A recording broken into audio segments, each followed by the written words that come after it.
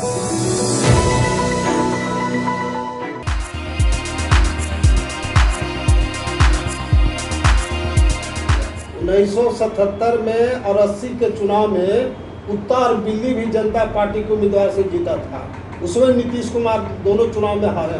लालू यादव और नीतीश कुमार से लोग जो सेकुलर का चोंगा पहन के मुसलमानों को बेवकूफ़ बनाने का काम किए हैं। और नालंदा जो ये कहते थे कि हमारा गढ़ है, वहाँ से 2 सीट हारे।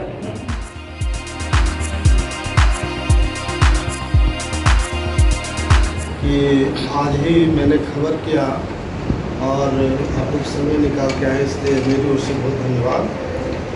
और ख़ास तौर से मुझे कहना है कि 5 अगस्त को दिल्ली प्रेस क्लब में ऑल इंडिया उलेमा बोर्ड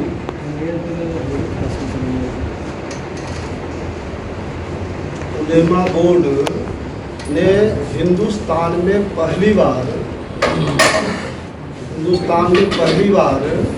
एक सो कॉल्ड हिंदू नेता नागमणि को, खास तौर से शहाबुद्दीन साहब एक्स MP सिवान का अवार्ड दिया गया है। ये बिहार के लिए और देश के लिए, और ये साबित करता है कि मुसलमान का जो शुरू से उद्देश्य रहा है हिंदू मुस्लिम सिख ईसाई, तो उसी आधार पर ये अवार्ड दिया गया है। तो इसलिए मैं ऑल इंडिया उलेमा बोर्ड को बहुत ही शुक्रगुजार हूँ, बहुत धन्यवाद देना चाहता हूँ।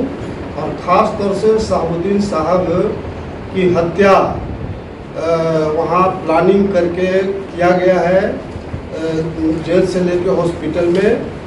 और उसके लिए हम लोगों ने डिमांड किया था कि इसका सुप्रीम कोर्ट के जज से इसका इंक्वायरी किया जाए, क्योंकि 4 बार ये सांसद रहे, he is most popular leader.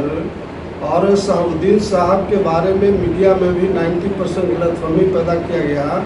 जबकि शहाबुद्दीन साहब सांसद थे तो हिंदुस्तान में 2 चीज उनका खास कंट्रीब्यूशन क्षेत्र के लिए रहा है कि डॉक्टर लोग बड़े पैमाने पर फीस वसूल करते थे। उन्होंने फिक्स कर दिया था कि 50 रुपये से ज़्यादा कोई फीस नहीं लेगा। नंबर 2 कि जो सरकारी फंड जो करोड़ों करोड़ जिला में आता है, उसमें बंदर बांट होता है। 20% सरकारी पदाधिकारी कर्मचारी लोग वो पैसा खा जाते हैं। और शहाबुद्दीन साहब जब तक सांसद थे 5 नया पैसा किसी अफसर को हिम्मत नहीं था जो सरकारी फंड का दुरुपयोग करे। तो ये शहाबुद्दीन साहब का बहुत बड़ा कंट्रीब्यूशन है। ये सिवान का नहीं, पूरे देश के पैमाने पर मैं कहना चाहता हूँ कि जो सरकारी फंड है, सांसद फंड है, इसमें 20% सरकारी पदाधिकारी को कमीशन में चला जाता है। ये पूरे देश पर लागू है। और शहाबुद्दीन साहब एकमात्र सांसद रहे जो अपने क्षेत्र में उन्होंने दबाव डाल करके और पदाधिकारियों को 1 नया पैसा कमीशन नहीं लेने दिए। ये शहाबुद्दीन साहब, इसलिए मैं फिर आभार व्यक्त करता हूँ ऑल इंडिया उलेमा बोर्ड और देश के तमाम जो माइनॉरिटीज के अन्य संस्थाएं हैं, उनका भी शुक्रगुजार करना चाहता हूँ कि एक बहुत अच्छी परिपाटी लोगों ने अडॉप्ट किया है। क्योंकि आज और मैंने वहाँ खास तौर से कहा, नेता हमारे पितामह शहीद जगदेव प्रसाद ने ही उर्दू को द्वितीय राजभाषा घोषित किया था और मुझे ये सम्मान दिया गया है, तो इसका भी मैसेज पूरे बिहार और देश में जाएगा। दूसरी बात मैं खास तौर से कहना चाहता हूँ कि 5 मार्च को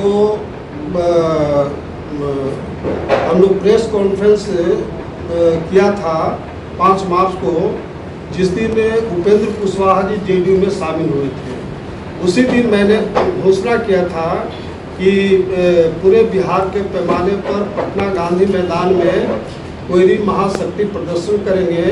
उसके लिए 5 सितंबर नवंबर से जगदेव प्रसाद का शहादत दिवस है, उस दिन से हम लोग रथ निकालेंगे और पूरे बिहार के सभी विधानसभा क्षेत्रों का लगातार 4 महीना हम लोग वहाँ जाके मीटिंग करेंगे और तब कोई महाशक्ति प्रदर्शन करके हर कास्ट के लोगों को लेकर के हम लोग नई पार्टी बनाएंगे।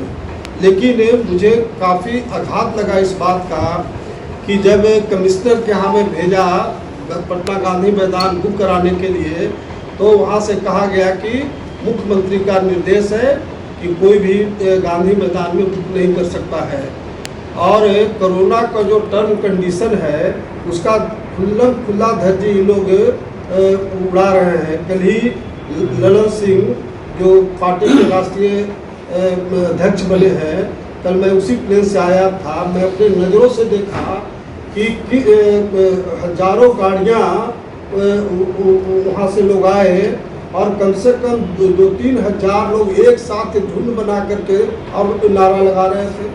तो इसके लिए कोरोना नहीं है, लेकिन ये नीतीश कुमार सरकार का ये साजिश है कि विपक्ष को एकजुट नहीं होने दो। विपक्षी जो आम जनता है, हमारा जो ये शिक्षा, स्वास्थ्य और किसानों के साथ जो अन्याय हो रहा है उसके लिए आम जनता एकत्रित नहीं हो। तो ये दो तरह की नीति अपनाई जा रही है। इसलिए मैं नीतीश सरकार को चेतावनी के साथ कहना चाहता हूँ कि नीतीश कुमार जी होश में रहिए, ज़्यादा बेहोश मत होइए। न कोई रहा है न कोई रहेगा। और मैं डंके के चोट पर अनाउंस करता हूँ कि 2025 में अगर नीतीश कुमार मुख्यमंत्री बन जाएंगे तो मैं आत्मदाह करूँगा।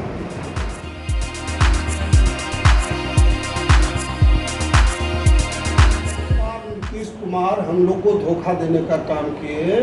जब मैं एग्रीकल्चर मिनिस्टर था उस समय डिसीजन के 2 दिन पहले नीतीश कुमार ने कहा था कि नागमणि भाई आप लड़िएगा या सुचित्रा सिन्हा लड़ेगी।